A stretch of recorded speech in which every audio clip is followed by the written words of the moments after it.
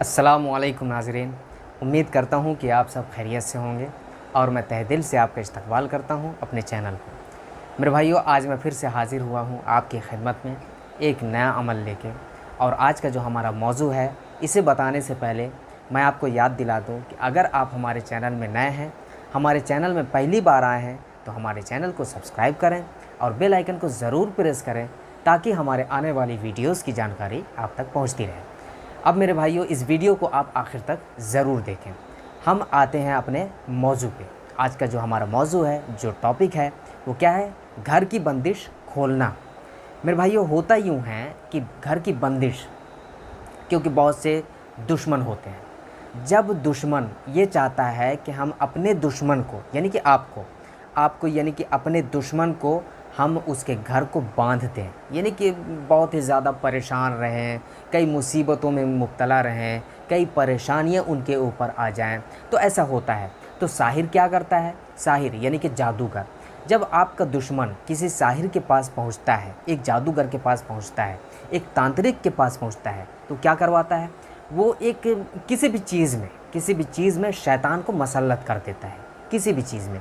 कभी ऐसा होता है, कभी देखा गया है, मेरी तहकीक के हिसाब से, मेरी तहकीक के मुताबिक, मेरे रिसर्च के मुताबिक ये हुआ कि कभी कभी ये होता है कि बाल के ज़रिए से जादू को पहुंचाया जाता है।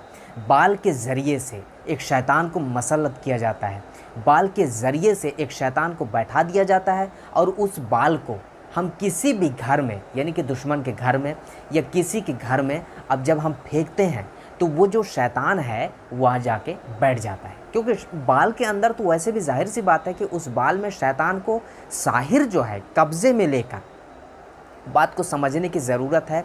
एक साहिर क्या किया कि बाल मंगवाया, और कौन सा बाल? खिंजीर का बाल मंगवाया, और बाल मंगवाने के बाद उस पर यानी कि उस बाल के ऊपर एक शैतान को मसल्लत कर दिया, बैठा दिया, और वो बाल कहाँ पहुँच गया? दुश्मन के घर में। और जब दुश्मन के घर में पहुँचा तो बस मुसीबतें, परेशानियाँ, कभी ये बीमार हो रहा है, कभी वो बीमार हो रहा है, कभी जो है सर्दी, कभी खांसी, कभी बुखार। तो ये तमाम की तमाम चीज़ें जो है एक घर की बंदिश हो जाती है। एक दुश्मन जब करता है तब ऐसा होता है। जब दुश्मन अगर घर की बंदिश कर दिया, तो इसका मतलब, अगर परेशानियां आ रही हैं, तो इसका मतलब ये है कि इसके पीछे कोई ना कोई मौजूद है, इसके पीछे कोई ना कोई वजह ज़रूर है। तो इसके पीछे कौन है? इसके पीछे आपका दुश्मन है। और दुश्मन के पीछे कौन है? दुश्मन के पीछे जो है एक साहिर है, एक तांत्रिक है, एक जादूगर है। अब मेरे भाइयों, हम इस बंदिश को कैसे खोलें, ये जानना ज़रूरी है। अगर इस तरह की जो परेशानियां अगर घर के अंदर आ रही हैं, कभी ऐसा होता है कि घर में ज़रा सी आहट आती है, कभी ऐसा होता है कि नींद नहीं आती है, कभी ऐसा होता है कि पैर में जो है चुभन होती है, पैर में चुभन होती है। कभी ये देखा जाता है कि जैसे किसी चीज़ में, हम जिस्म के किसी हिस्से में जो है सुई चुभ होते हैं, उस तरीके से एहसास होता है। तो इसका मतलब ये है कि उस रूम में, उस कमरे में कोई शैतान ज़रूर मौजूद है। उस घर में कोई ना कोई शैतान ज़रूर मौजूद है। कभी ऐसा होता है कि आहट सुनाई देती है, कभी ऐसा होता है कि पैर के चलने की आवाज़ सुनाई देती है। तो ये तमाम की तमाम चीज़ें हैं जो इससे ये साबित होती हैं, इससे ये बात साबित होती है कि घर की बंदिश कोई ना कोई करवाया ज़रूर है, और ये एक बुरी बंदिश, जिसे हम कहते हैं एक बुरी बंदिश। अब इसे खोलने की तरकीब बहुत ही आसान है मेरे भाइयों। इसे खोलने की तरकीब हम कैसे करेंगे? 41 यानी कि 41 जो है आप अगरबत्ती लेंगे। 41 अगरबत्ती लेने के बाद उसमें आप 3 मरतबा सूरह इखलास पढ़ेंगे, 3 मरतबा सूरह फलक पढ़ेंगे, और 3 ही मरतबा क्या पढ़ेंगे? सूरह नास। क्या हो गया? सूरह इखलास, सूरह फलक और सूरह नास, 3 मरतबा पढ़े, उसमें दम किए। अब मेरे भाइयों, जो कमरा है, आप कभी देखे होंगे, कभी आप सूंघे होंगे, एहसास किए होंगे कि आपका रूम जो है बदबूदार हो चुका है, आपका रूम जो है महक रहा है, बदबू से महक रहा है। तो अगर ऐसा एहसास होता है, तो आप जो है उस रूम में जो है इस अगरबत्ती को जलाकर कहीं भी बिल्कुल रख दें, जलाकर कहीं भी आप चुभो दें, रख दें। तो अगरबत्ती जलने लगा। अब आप देखते हैं कि धीरे धीरे धीरे ये पहले रूम का हो गया, आप पहले रूम में ये कर लें। दूसरा अगर रूम है आपका, कहीं भी घर के अंदर जहाँ जहाँ जगह है अगरबत्ती को लगा दें, जला के लगा दें, कहीं भी लगा सकते हैं। इस तरीके से अगरबत्ती ख़त्म होने से पहले पहले आपको 41 जो है और लेना है, 41 अगरबत्ती और लेना है।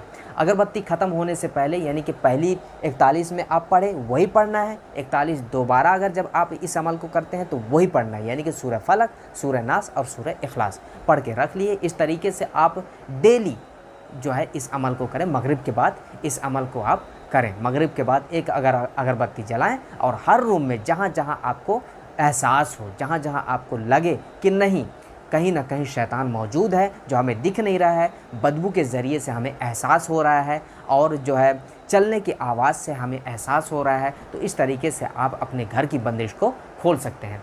41 और 41 यानी कि दोनों बार आप इसी तरीके से अमल करेंगे। इसी तरीके से आप पढ़ के रख लें, चाहे एक बार में रख लें, चाहे आप 2 बार में इस अमल को कर सकते हैं। ख़त्म होने से पहले पहले आप 41 मरतबा और 41 अगरबत्ती में आप इस अमल को कर सकते हैं। अब मेरे भाइयों इसी तरीके से जब आप अमल करेंगे तो घर की बंदिश आपको खुल जाएगी। अब मेरे भाइयों दुकान की बंदिश खोलना और बांधना, ये दोनों चीज़ें मैं पहले से इस कुछ वीडियोस में बता चुका हूँ। देखना चाहते हैं तो आखिर में हम उस वीडियो को ऐड कर देंगे, जोड़ देंगे, आप वहाँ से रब्ता कर सकते हैं, वहाँ से आप देख सकते हैं और मदद ले सकते हैं। अब मेरे भाइयों आपके घर की बंदिश खुल जाएगी। अब अभी इसके बाद बांधने की बात आ गई, तो मेरे भाइयों अगली वीडियो में इंशाअल्लाह ताला अगर अल्लाह चाहेगा तो हम ज़रूर अगली वीडियो में बताएंगे कि घर की बंदिश कैसे करें, क्योंकि घर की बंदिश खोलने की तरकीब इस वीडियो में बताई जा चुकी है। अब घर की बंदिश करने के बारे में हम जो अगली वीडियो में ज़रूर इंशाअल्लाह ताला अगर अल्लाह चाहेगा तो हम ज़रूर बताने की कोशिश करेंगे।